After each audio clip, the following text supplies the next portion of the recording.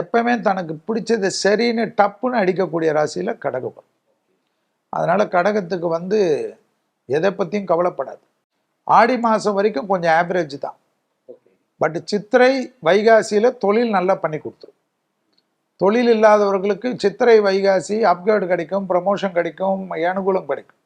தேக ஆரோக்கியத்தில் ஆடி மாதம் முடிகிற வரைக்கும் கடகம் ரொம்ப கவனமாக இருக்கணும். வயிறு சம்மந்தப்பட்ட பிரச்சனைகள், முதுகு தண்டுவட சம்மந்தப்பட்ட பிரச்சனை தான் கடகத்துக்கு எப்பவும் கடப்படும். இந்த வாட்டி கொஞ்சம் அப்படி இப்படி எல்லாம் இருக்கும்.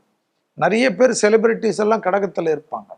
ஆனால் அவங்களுக்கெல்லாம் இப்போ இருந்தாலும் என்னை பொறுத்த வரைக்கும் அவர்கள் திருப்பி ஆடி மாதத்துலேருந்து டேக்கப் ஆகிடுவாங்க.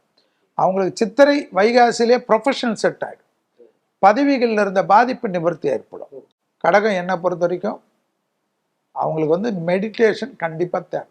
3 ராசிக்கு மெடிடேஷன் உலகத்தில் தேவை. ஒன்று கடகம், ஒன்று சந்திரன் நீச்சமாகக்கூடிய விருச்சகம், ஒன்று சந்திரன் உச்சமாகக்கூடிய ரிஷபம். இந்த 3 பேருக்குமே அவங்க கோயிலுக்கு போகிறாங்களோ, குளத்துக்கு போகிறாங்களோ, டாக்டர்கிட்ட போகிறாங்களோ எல்லாம் கிடையாது. தோப்புக்கரணம் போடணும், மெடிடேஷன் ஒரு 10 நிமிஷம் பண்ணணும்.